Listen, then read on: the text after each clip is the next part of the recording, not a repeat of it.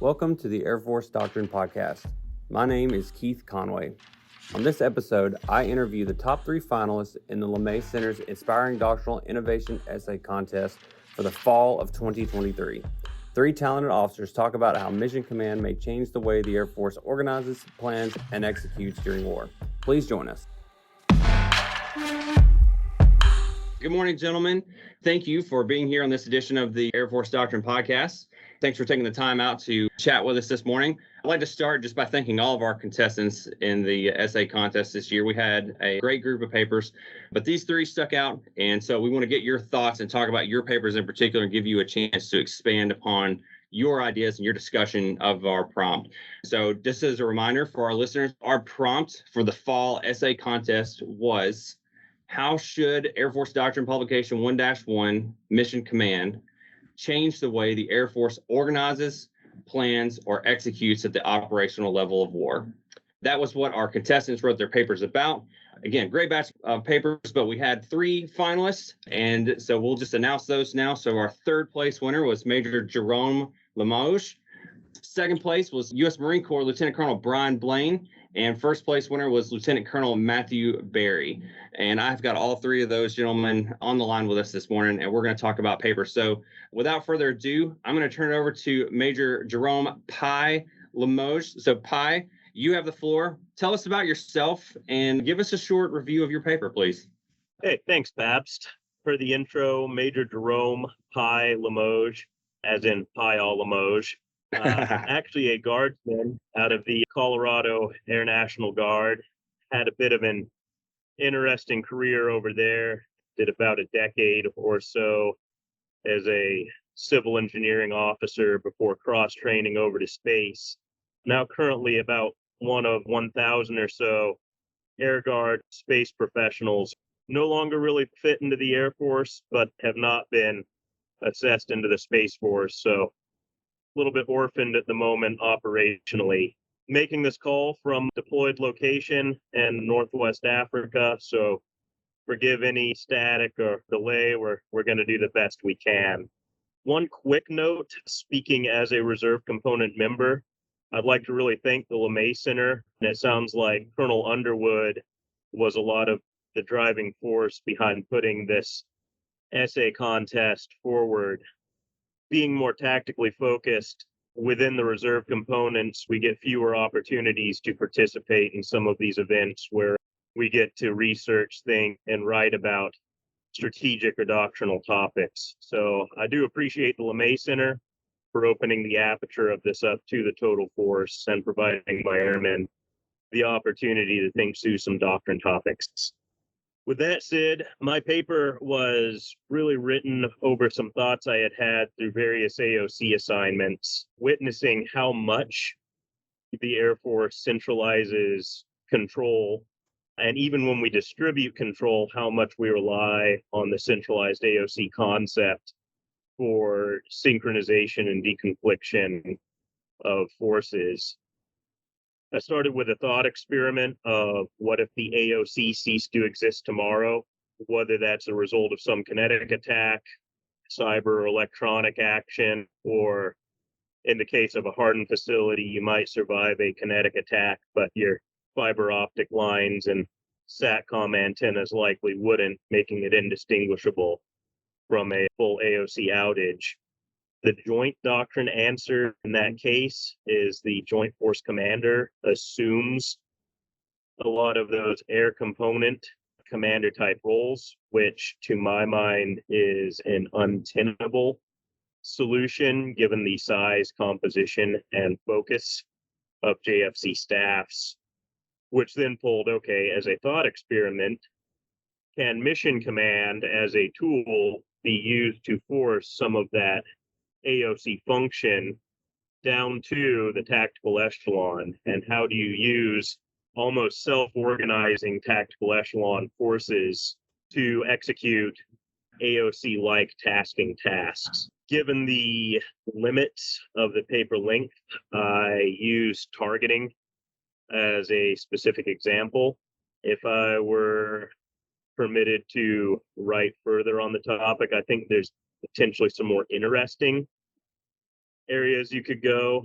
air refueling being one, global airlift being another, but given its almost universality, I went with targeting and strike and how you would move some of the AOC functions, such as allocation of targets or weaponeering of effects, down to a tactical echelon, and how a tactical echelon could self-organize to meet some of those. Interesting conclusions. One novel conclusion I reached, particularly when you start to look at more global conflicts or conflicts on a larger theater scale, it suddenly makes a lot more sense to self-organize along communication modalities than it does based off geographic proximity.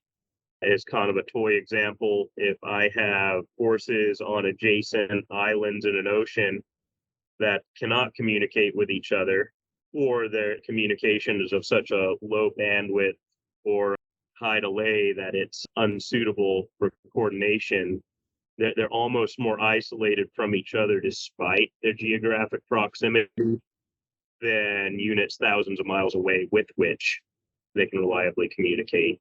So a lot of the ideas of self-organization were borrowed from some of the work to come out of DARPA, later expanded amongst numerous authors.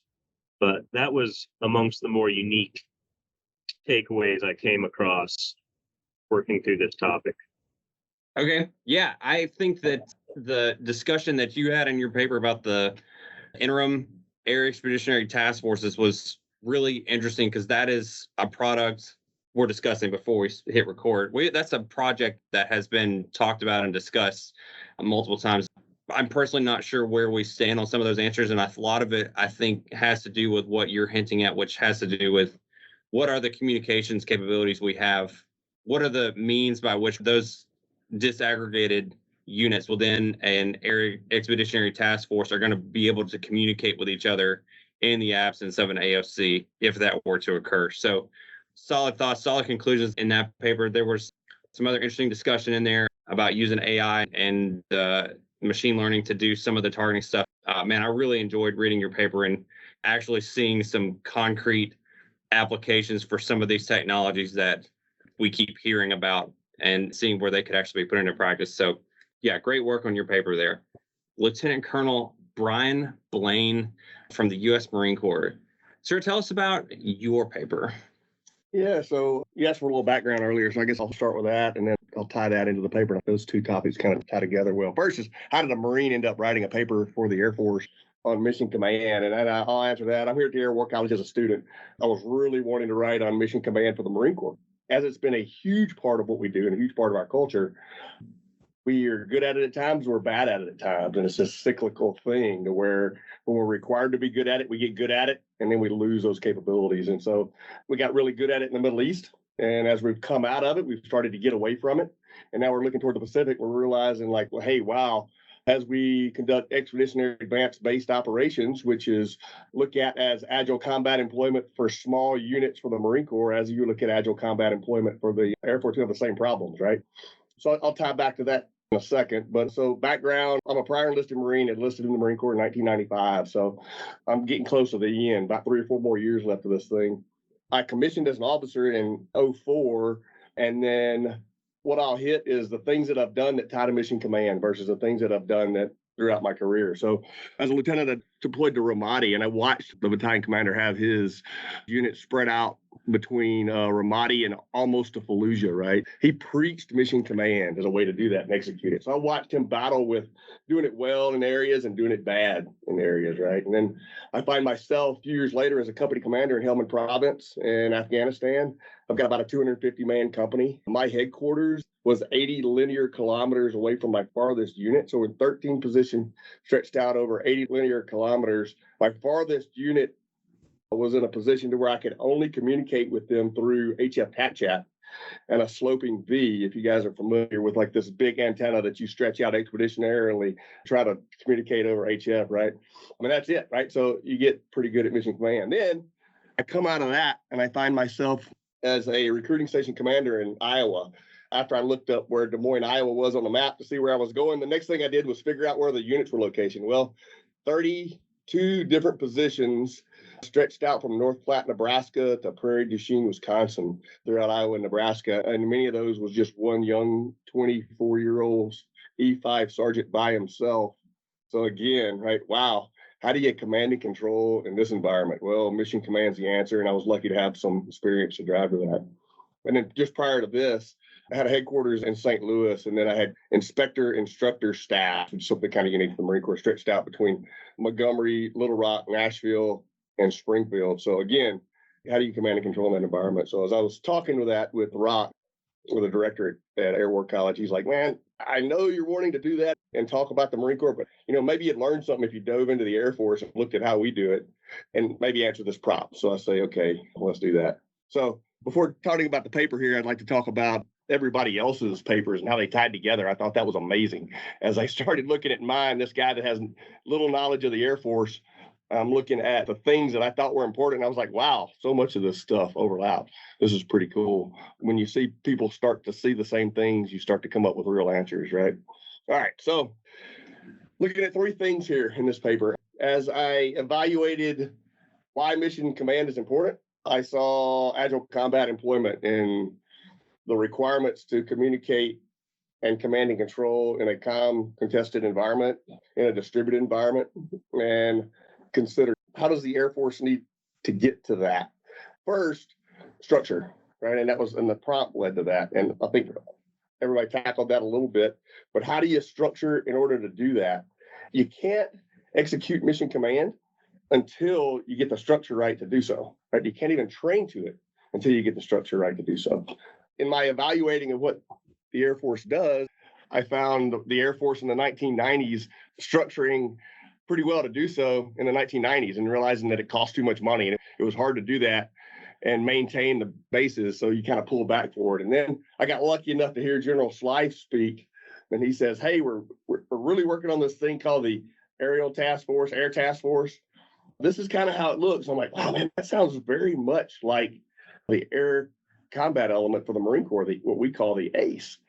So when he's talking about how you'll put this unit somewhere, but he doesn't talk about how that looks in execution and then how low of a level you might need to go. We were discussing earlier, maybe this isn't relevant at the squadron level as the Marine Corps does it versus how it is relevant, at the wing element for the Air Force. I don't think and I've done an enormous amount of wargaming now, a little bit at the schoolhouse, but a lot in O-plan planning over the last couple of years. And I think when you start spreading this thing out in the environment, you might have to go to a smaller level than you think you need to in order to stay distributed enough to not be targetable, right? And so maybe you need to go down to the squadron level and be capable of independently operating. And I think that's where I saw the real problem with the current Air Force structure is I learned that the Air Force is designed around operating a base. And then from that base, if you could move all those people somewhere and do something, you could do the things that you need to do in a distributed environment. But you can't do that because you got to run this base. You don't have the linking files. And I'll hit a little bit about this when we talk about culture later, but General Slife talked about a rotational force, much like the ACE. Well, that's how you get there. You don't have to spend the money to do that all the time. You can structure for a period of time based off the mission. And you can do that at the wing level. You can do it at the squadron level. Both wing and squadron level, and we'll call it modular and scalable structure, support each other in execution when you get there. So I think that that's a model in preparation that the Air Force could really look at. The next thing I looked at was mission style orders for mission command. And I think this is nothing new to the Air Force, right? You guys have talked mission style orders forever, as the Marine Corps has. And we both tend to lose it for control. And so we get away from being able to really just employ someone to execute a task and have them do it at the best of their ability. And what we try to do is give them all the details on how to do it, right? Which is what the air tasking order looks like now. And so in 14, I ran the strike cell in Baghdad for ISIS. Actually, I set it up to get it started. And as I started looking at how to stack aircraft to be able to see and hear and strike, I started diving into what the air tasking orders was looking like, mostly coming off of the bush. And I was like, wow, we're tasking individual aircrafts to do all these things. And I think somebody hit that in their paper. That's amazing. Amazing, one, that you can even do that, the amount of detailed planning that it takes to do that, but amazing, two, the lack of flexibility, that we're not really structured to be flexible. Works in that environment, but not in all environments, right? So I think we have to get to a point to where we are comfortable getting a Caravan instead of the Ferrari that we asked for, right? Because they can kind of do the same thing. So we have to get comfortable saying, task and purpose, build me a vehicle to get to the mall, and realize that even though I wanted a Ferrari that was going to get me there really, really fast, I got a Caravan that's a little bit different. It still gets me there. I can still meet mission accomplishment, and it allows your subordinates to be more creative in accomplishing that task, because what your people realized was that there was more of us that had to get to that location than what you originally thought, sir. So I had to build this Caravan instead. And I think when we get away from mission style orders, we start driving off the cliff because we had this task on how to do it and we get there. So I think getting to that's important. And then finally, culture. I'll dive more into this, but I think the Air Force has gone through a reverberation of LeMay. Man, I hate to say this in the LeMay Center. LeMay had to do these things really fast, right? When LeMay was figuring out how to get aircraft off the ground in 15 minutes carrying nuclear warheads, he needed a really good checklist that could be executed really fast and rehearsed to do so. And I think that forced the Air Force down a road that led away from mission command, and it's just reverberated through the years. And I think right now you're trying to get away from that a little bit. And I think you're going in the right track to do so, on the right track to do so. So I'll talk a little bit more about that later, but that's me. And that's kind of how I got to writing this paper. And then that's kind of how I learned a little bit about the Air Force and how you guys do business. So awesome. Fantastic. Yeah, I think there's a lot to unpack there. And of course, the mission command as a leadership philosophy is not new. No. You know, it goes way back to past even the German military and Austrian tactique and beyond. Yeah. And it's not even new to the Air Force, but like you stated, how we got away from that structure because of the nature of the conflicts we were in over the 3 years. And now we're trying to work our way back. And I think that there are some cultural elements that were taken away from our previous Air Force life when we were a nuclear-based, annihilation-based force that was structured around, it was heavily structured around the employment of nuclear weapons at the time, right? Yeah. Which is something that I still think we would agree needs to be very centrally controlled. That's what mission style orders are for, right? Right. Yeah. And what that's evolved into and what that's begotten to us over the years says it has evolved and it's changed drastically. It's been cyclical. So I think that we have a lot to take away from the Marine Corps style of organizing and employing. Some of what you're alluding to with how the aviation combat element is structured in the Marine Corps is similar to what Colonel Berry talks about in his paper as well. So Colonel Berry, we'll move to you and ask you the same question. So sir, tell us briefly about yourself and about your paper. Hey, thanks, Paps, and thanks, Pi and Brian, for teeing this thing up. My name is Matthew Berry. I go by Baja. I'm a pilot in the Air Force. Spent the bulk of my career flying U-28s down with AFSOC. Right now, I'm assigned to the Strategic Execution Group at Headquarters Air Force. That's a very fancy name for a far less impressive actual job description. What I do is I plan and execute conferences for the Chief of Staff and for the Secretary of the Air Force. So right now we're putting the finishing touches on the MAGCOM Commanders Conference. After that, we'll work on Corona, and the cycle kind of repeats itself. The reason I bring that up is any time of the year, it's a fascinating job. Right now, it's really, really fascinating because it's given me a front row seat to some of the big changes that the Air Force is trying to make institutionally. So I get to be in the peanut gallery watching some of these changes with a lot of time on my hands to think. And so thank you, the LeMay Center, for giving me the opportunity to put some of those ideas down on paper. Let's talk about my idea, if you will. And here's the advantage of going third is I get to build off of everything that Pi and Brian said. And even better, I get to pass their ideas off as my own, which I'm a huge fan of. So we can pick up this conversation halfway through, right? We can start under the assumption that mission command is a really good way to overcome some of the command and control challenges for a fight in the Pacific. So you already heard from Pi about why our AOC is vulnerable, why the centralized control model is vulnerable. Brian is alluding to some of the cultural challenges that the Air Force faces in shifting back to a mission command type culture. I'm super interested in that, so I'm not going to steal his thunder, so I'm going to stay away from that part of the conversation. Where I think I have something valuable to add is I'm going to expand on some of the structural barriers that stand between the Air Force and effective mission command. So as I see it, the problem boils down to this. The Air Force is a functionally organized service. The Air Force fights as a system, not necessarily as a conglomeration of semi-independent combat-generating formations. That's really important, so I'm going to say it one more time. The Air Force is a functionally organized service that fights as a system, not as a collection of semi-independent combat-generating formations. What does that mean? So when I say functionally organized, what I'm saying is that up and down the echelons of the Air Force, where we're talking squadrons, wings, MAJCOMs, the predominant line of demarcation is functional specialty. It is your AFSC. You have to get really high up in our organizational structure before a maintainer and a medic, for example, report to the same boss. The second piece of that, what do I mean when I say we fight as a system? The effects that the Air Force produces are a complex interaction of all those different functional specialties.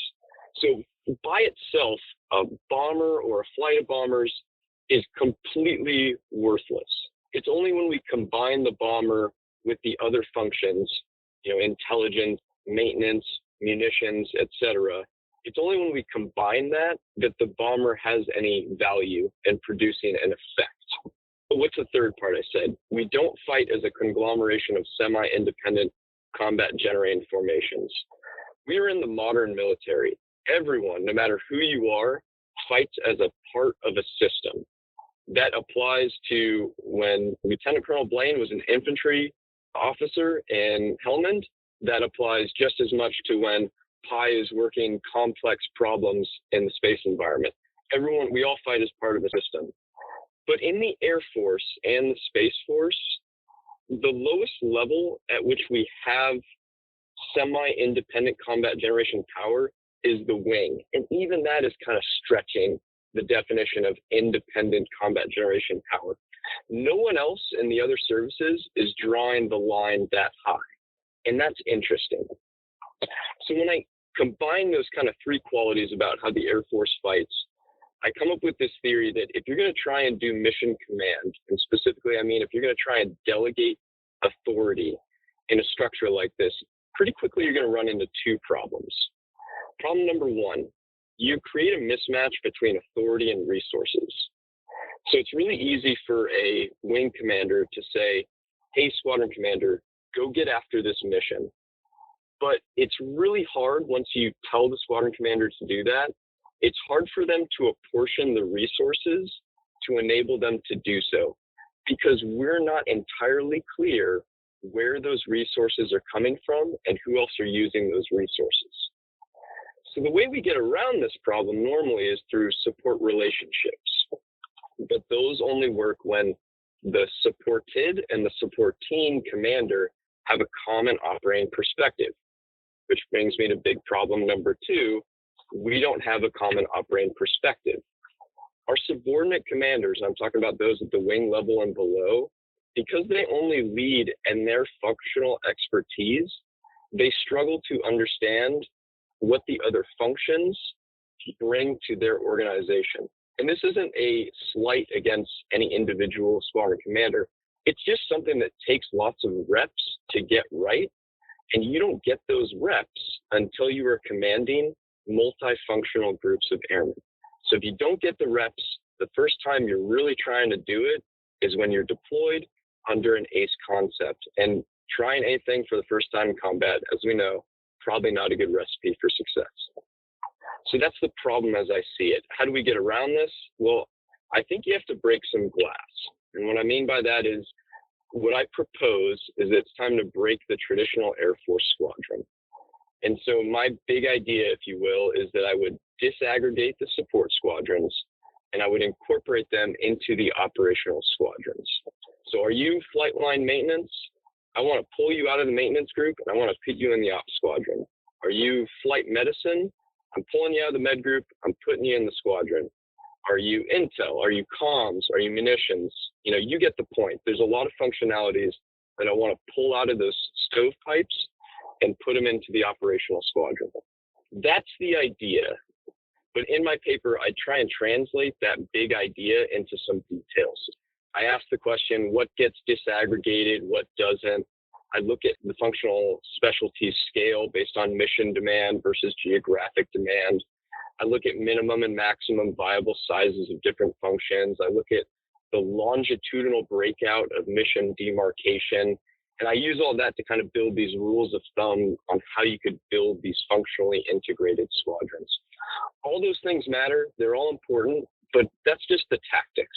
That's just the execution details in which I'm going to take the specific mission of your wing. I'm going to put a bunch of smart staff officers to work on it, and they're going to pump out that product. It's a problem that we can solve. The important part that I want everyone to take away is that once you start mixing these functional specialties, particularly at the squadron level, you really put a meaningful dent in the mismatch between authorities and resources, and you put a big dent in the limited perspective of subordinate commanders. Awesome. Thank you, Colonel Berry. A phrase that you just used in that really stuck out to me. You said the Air Force fights as a system.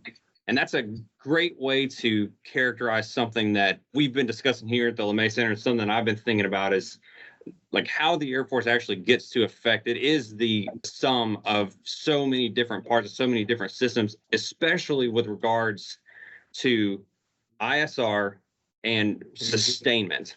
And the way that we currently organize our forces for the collection, fusion, and distribution of intelligence, and then how our sustainment works. And like Colonel Blaine was saying, it's operate a base. A lot of it focuses around operating a base.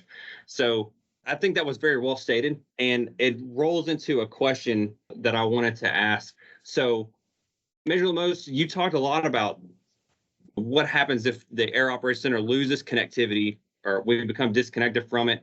How do you continue to force package air power weapon systems that are distributed across the theater in a contested, degraded, operationally limited environment? Hey, thank you, sir. Great question. I think the key to success in doing so, with a nod towards Brian, is what the Marine Corps likes to say. The key is to have a bias towards action. Whether I isolate forces down to a single opportune ace airfield that has, 2 A-10s and a couple of MQ-9s, or whether I can follow my remaining lines of communication out to encompass a region, I'm still left with some assets.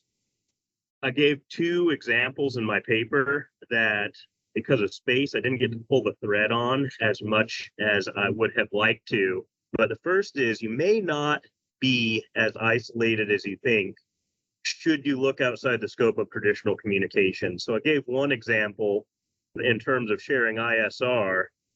I think I used the example of the F-16 sortie with a box of classified hard drives behind the seat, potentially create a very high bandwidth, albeit high latency mechanism by which we can pass messages a la Horatio Nelson, literal pieces of paper or matter that's going back and forth, or the 21st century equivalent of using airborne or afloat assets as limited bandwidth relay. Even if it's as simple as, okay, right seater, you are now the battle manager telephone game for the region with which we have some remaining RF connectivity. The second concept that I touched upon briefly, and I'll use a saying I got from Army artillerymen, and I wish I had the original attribution, but the effective delivery of fires sends a message your adversary will understand quite clearly. Well, conversely, while we look at having potentially isolated forces operating independently of each other, at campaign day N, the left hand may not be aware of what the right hand's doing.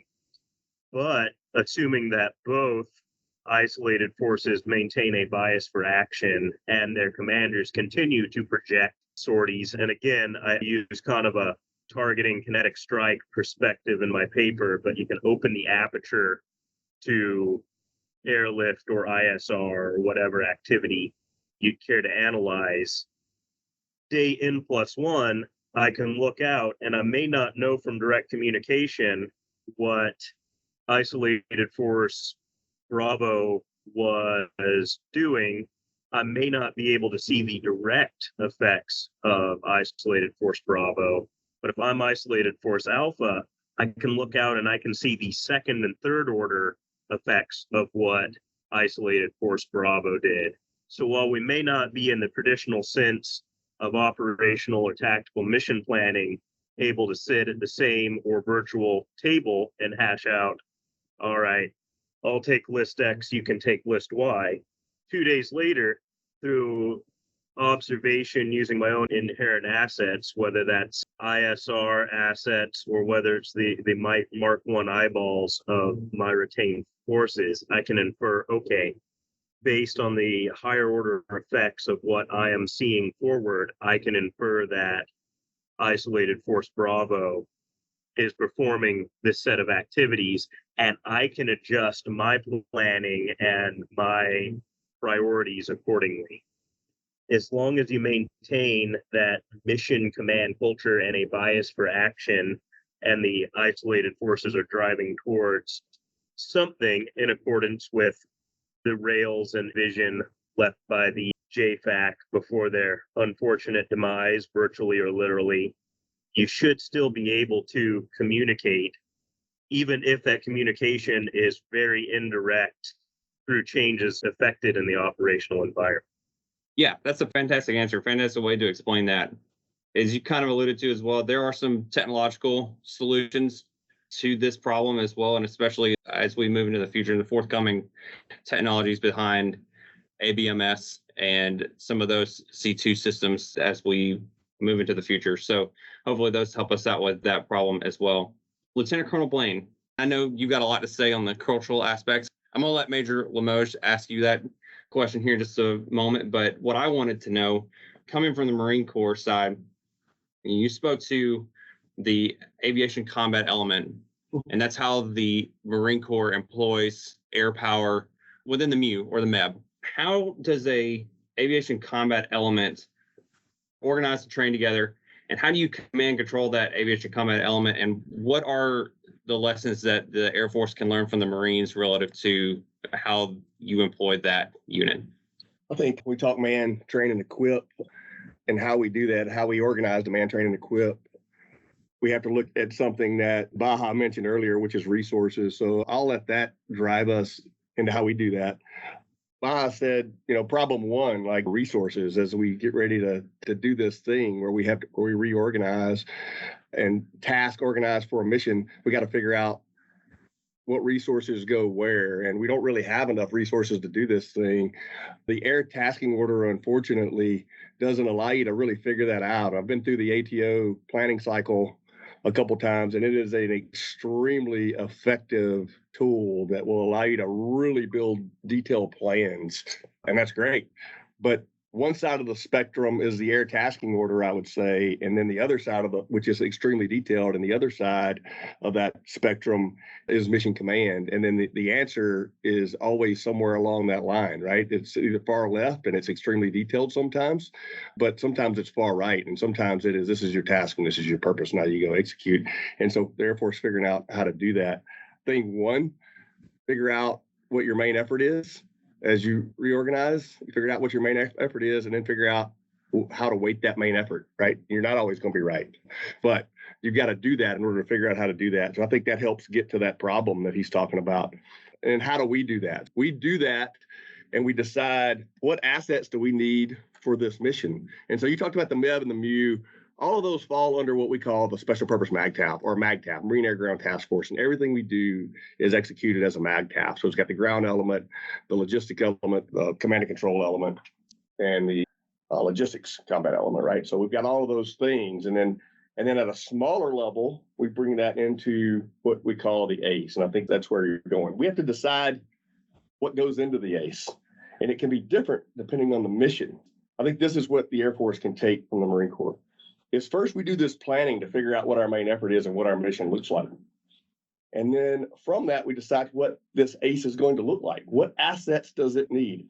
So for the Air Force, as I identify an island in the Marianas that I'm going to have assets on, what needs to be there at that location based off of my mission? And that is, it's some security, some logistics. That logistics means some maintenance requirements. Well, how much of that based off of platforms that I have there? I think that's what the Air Force can pull from us, is look at how we get to the point of how we set that up and then figure out how to do that.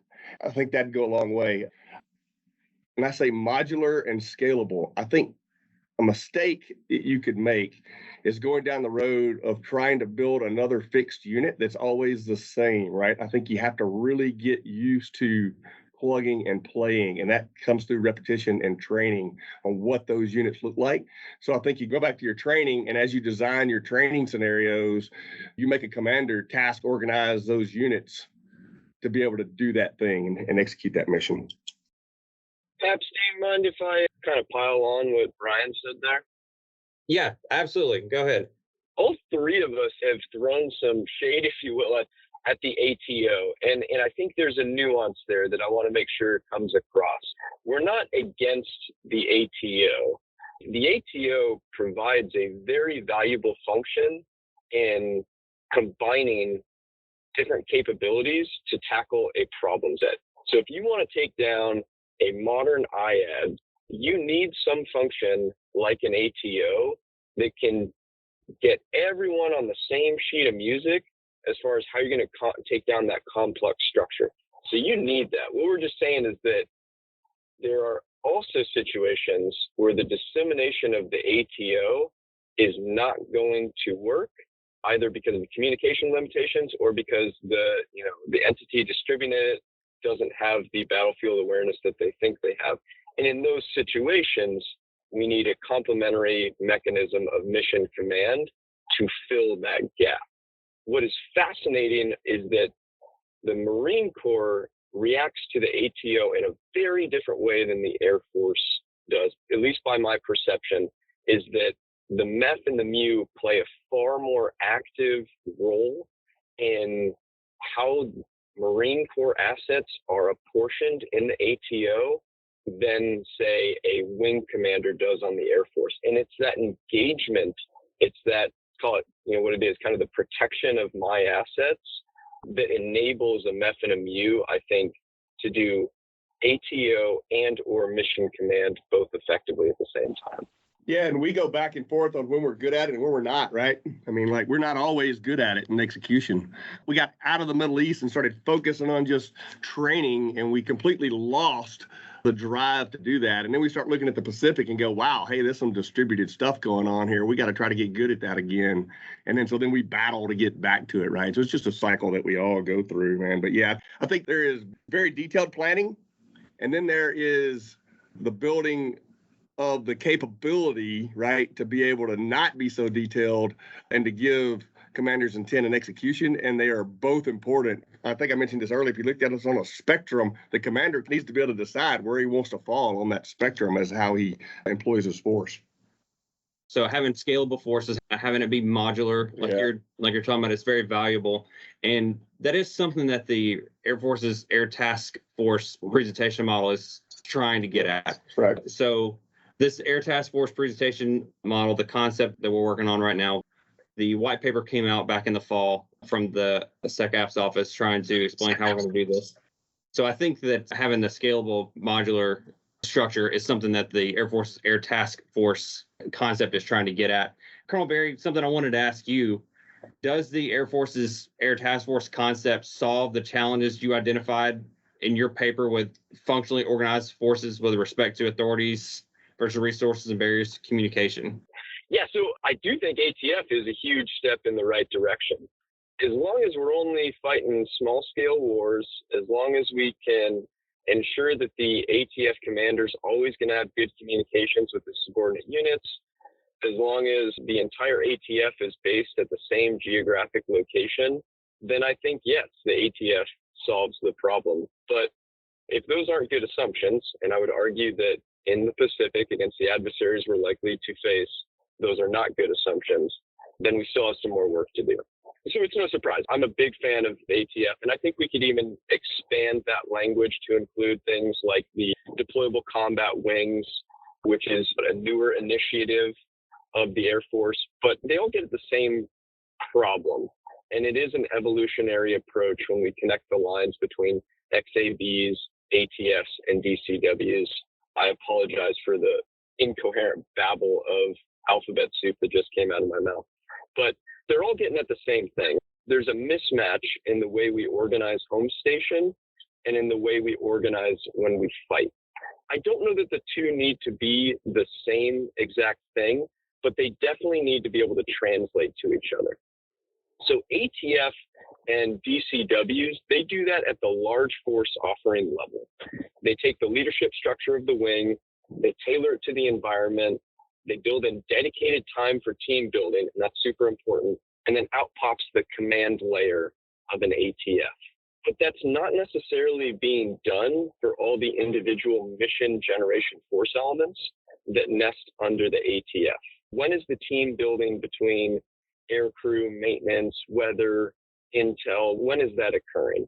And I would argue that it doesn't do so under ATF as deliberately as we need. But that's my assessment. That's an opinion. As soon as the ATF, which let's just remember, the ATF is a hub-sized force. It's not a spoke-sized force. As soon as that ATF divides, you're right back to the same familiar problems of authority and resource mismatch, common operating perspective mismatch. If I can expand on it a little further, I know I'm taking a lot of mic time here. I think analogy really helps us here. And so ATFs are good in enabling mission command at the Air Force echelon equivalent of a brigade. Functionally integrated squadrons, which I'm proposing here, is doing that same thing at the battalion level. So we're talking about the same problem, we're just talking about different levels. We can go lower and higher with that. We could talk about functionally integrated flights, for example. But what determines how high or low we can go is really our resource requirements. The lower we go, the more requirements we're going to generate, and the lower that tooth-to-tail ratio becomes. So we have to be very deliberate. We have to look at our operating environment that we expect to be in and make a conscious decision about how low we want that independent combat generating element to extend. Sir, did you have something you wanted to ask him? Yeah, we fight the same thing. You need to be able to train in your individual job, and then you need to be able to execute somewhere else. And where's the cut line? Can you organize to where you move them over? And if you can, and I think to go to a really, really small element on a battle that we have that is exactly what you're talking about is at the battalion level, we'll go down one more, at the company level, I have a weapons platoon that trains all of my machine gunners, my mortarmen, and my assaultmen. And that they're focused solely on training them, right? But in execution, they can't execute by themselves. So I have to then pull those elements out of that weapons platoon and put them into the rifle platoons to execute. So when does that happen? How long do you need to train them in their individual job? And I think the next one that we struggle with a little bit on our air side is cross training to be able to work on more than one airframe. Like we're really working hard on that right now. And it happens really good in the MU cycle. So during their training workup, the guy that works on the 53 can then work on the Osprey and can work on the F-35, right? I think that is something that helps out as well. And I don't know the lift to do that, right? But like the capability of that really helps the concept. So I wanted to give you guys a chance to bounce ideas off of each other and discuss. So Pi, do you have anything you want to ask the other two essay writers while we have them on the line? I do. So first, a question for Colonel Blaine. You write in your paper about the Air Force's checklist culture and how this LeMay-esque checklist culture pervades, particularly the Air and Space Force, with a newer philosophy that has gone beyond a tool to manage complexity and almost a cookbook that a missile crew who's been up for 3 days could use to muddle through a rote task. This last leaves a little bit of leeway for localized decision making. From your sister service perspective, what one change would you recommend to the Department of the Air Force checklist culture and how would you drive that change? Yeah, so this is blasphemy here. I'm sitting in the LeMay Center, and I'm going to say that we should rename this place the Boyd Center.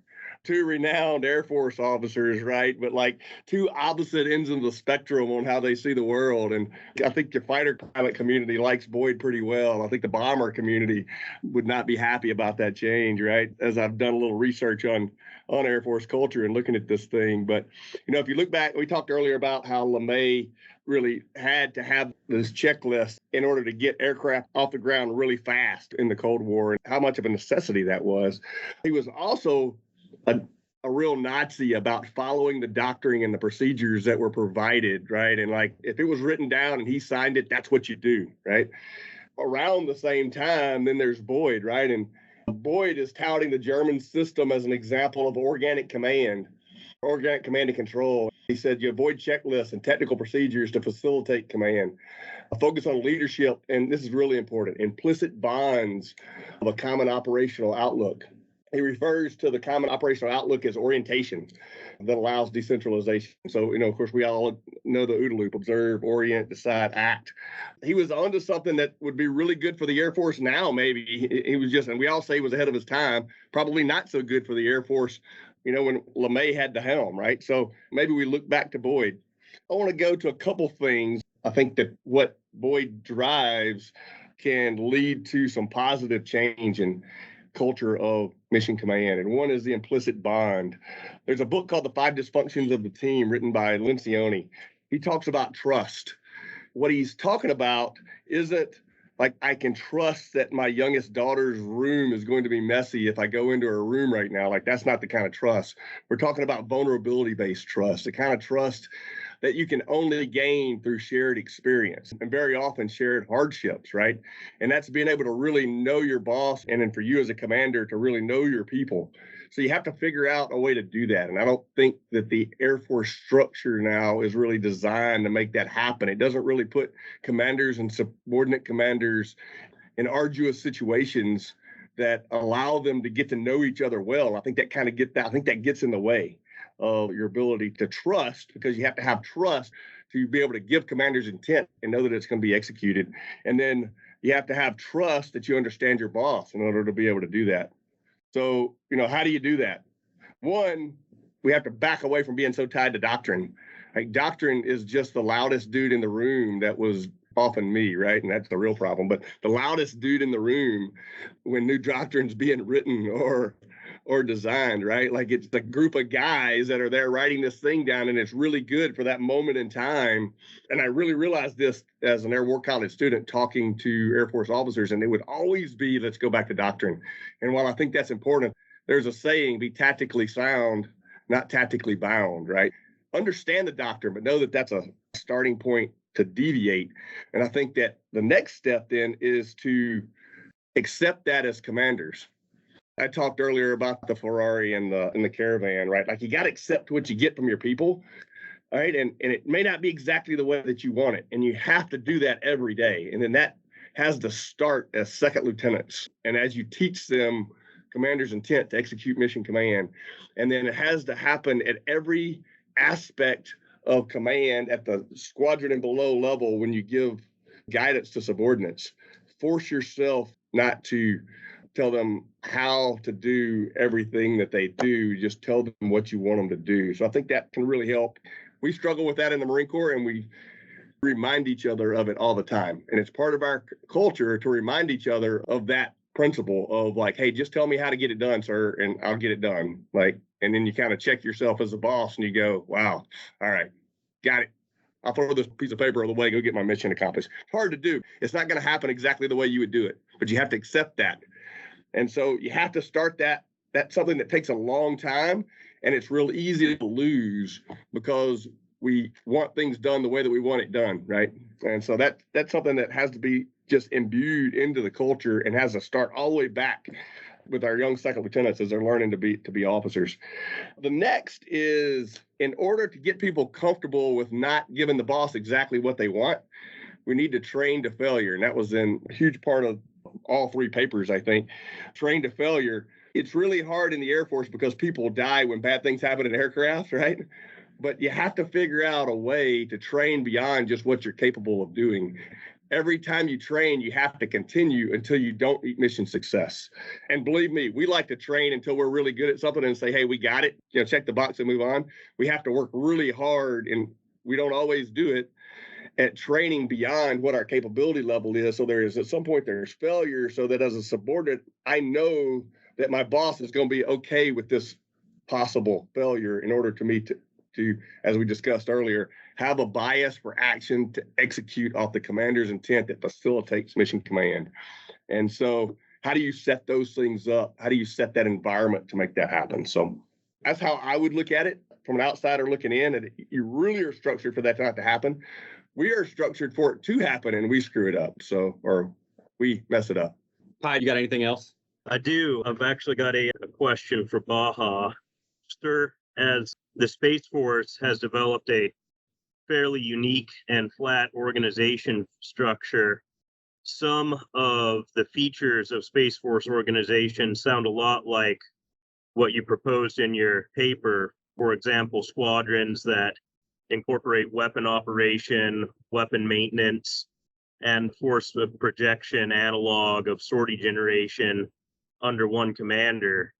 Additionally, when you see deltas standing up that combine many of the functions traditionally seen in operations groups, wings, and even NAFs, does the Space Force model approach what you've envisioned for functionally integrated squadrons?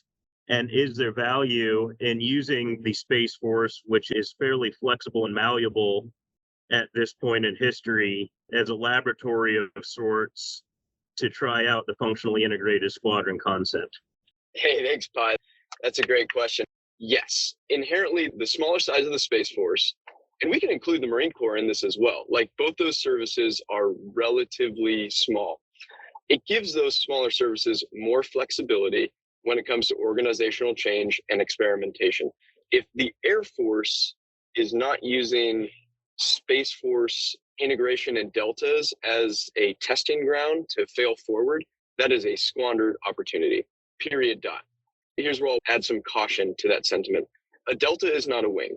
A wing is not a wing. A fighter wing looks very different than a special operations wing. So we have to be cautious of the temptation to say, Delta, you're the lead Delta for this concept, or wing, you're the lead wing for this concept. Validate this concept, and then we'll apply it to everyone. I've never been a big fan of that method, right? Let's establish the big idea first. Let's establish the concept first, and then give it to the wings, empower them, just like we would with Mission Command, empower the wings to adapt that concept to how it makes sense for their wing.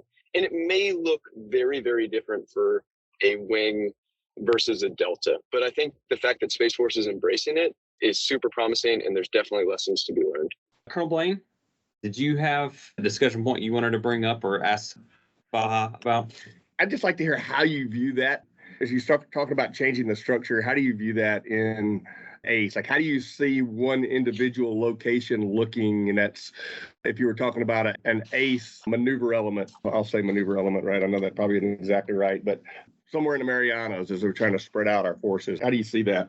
Thanks. I think that's a really fair question. I don't want to dive too much into the specific of the fight in the Pacific because it's a tempting subject and we could spend all day on it. What I'll say is this, like, there's not many trends in the historical progress of warfare, but I think there's two that are relevant to us, and I'm pretty confident about these two. Number one, the world is shrinking. And what I mean by that is fires are capable of reaching further. If I can see something, I can probably hit it and kill it. And so that's the driving factor behind ACE.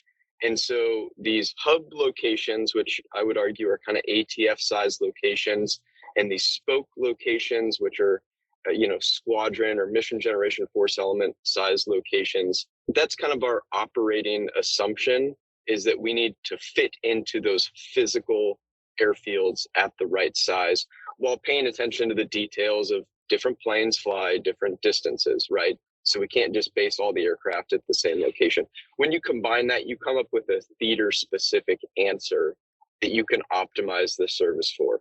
When you optimize the service for that answer, you are intentionally not optimizing it for other theaters. So the optimal force construct for the Pacific is by definition not the optimal force construct for, say, counterterrorism operations in the Middle East. And that's okay. That needs to be a conscious decision based on our strategic priorities of which one we want to optimize for and which one we don't want to optimize for. Colonel Barry, I'll let you keep the floor here. As our contest winner, I'll let you have the last questions here. If you've got anything that you want to bring up with the other two papers, now's the opportunity. Yeah, and maybe this is a nice way of kind of recapping a lot of the conversation. I am not a mission command zealot. I have a love-hate relationship with the term. I think a lot of times we tend to use the word mission command and two people will be using it and they're talking about totally different concepts. So my question to each of you is, when you use the word mission command in your essays, what specific aspect of mission command are you zeroing in on? And then the follow-on question, which is mission command always good or is it contextual? Is it always the right answer? Is there some times where centralized control may be the right answer? Let's go to Pi first, if that's okay. Hey, sir. Thank you. Agreed. It's like a lot of terminology, like safety, a simple word that means something very different to everyone you say it to. One of the key elements to answering your question is I think there's a great deal of fluidity there. We tend to pass around the terrible advice, decision-making to the lowest possible echelon. And then sometimes you'll see well-meaning doctrinaires step back and say, okay, what we really mean is decision-making pushed down to the lowest competent echelon. I think holistically, it's a decision-making goes to the echelon of most appropriate situational awareness, bearing in mind that may be below, above, or sideways. So to me, when I say mission command, it can be bidirectional. There's times that the wing commander, again, using the language of the early 21st century air expeditionary force, is faced with a decision that's pretty obviously joint force commander fodder. I think we do pretty well at pushing that back up. There's other times when the decision should be pushed laterally, and I think mission command as defined and as written about often does a poor job of exploring those scenarios. So to my mind, really mission command is an ability to set intent, constraint, restraint guide rails and allow the larger force to work out organically what the correct placement of decision making is based on relevant situational awareness. Kind of like the Air Force definition of doctrine. I just told you a lot of what it wasn't to try and get to what it was. And for that, I apologize.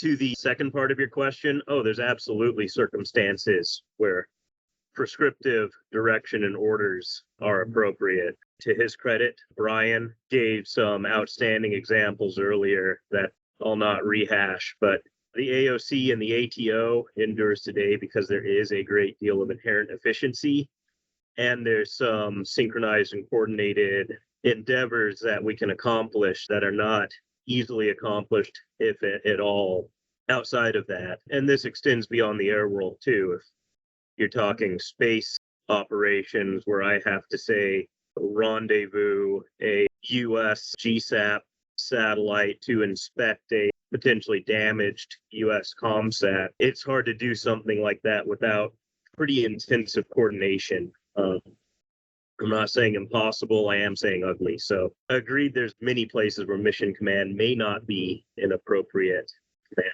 Thanks, Pabst.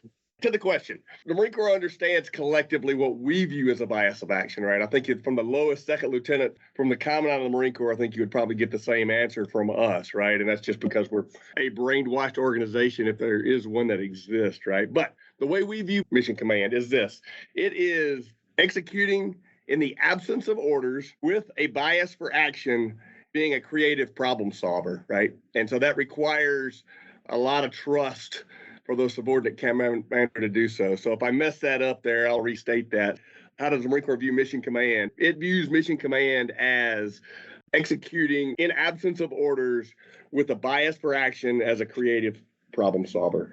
And then, is it always good? I think absolutely not, right? Like there is always a time to where more details are a must. And honestly, I think that there are times to where you're capable of being more detailed and prescriptive, that you're better off by being more detailed and prescriptive, even though that you're trying to drive this culture, right? So I'm trying to drive this mission command culture, but in this time and in execution, I'm better off by being prescriptive. So I think the answer is no. And I think earlier I talked about the sliding scale. I think that sliding scale is important. I think the commander decides where that thing falls, right? How prescriptive do I want to be? And then how mission command oriented do I want to be? All right, gentlemen. Well, this has been a fantastic discussion. I want to congratulate you guys again on being a finalist in our essay contest. Thank you so much for your time this morning and appreciate the excellent conversation and look forward to hearing from you guys in the future. And that'll wrap it up for today. Thanks, gents. That's going to do it for this week's podcast. This show is recorded, edited, and produced by the LeMay Center's Doctrine Outreach section. Special thanks to AUIX for hosting the IDI essay contest, Air University, and all of our essay contest participants. As always, the views expressed by our panel members are their own and do not necessarily reflect views of Air University, the Air Force, or any government agency. I'm Keith Conway. We'll see you next time.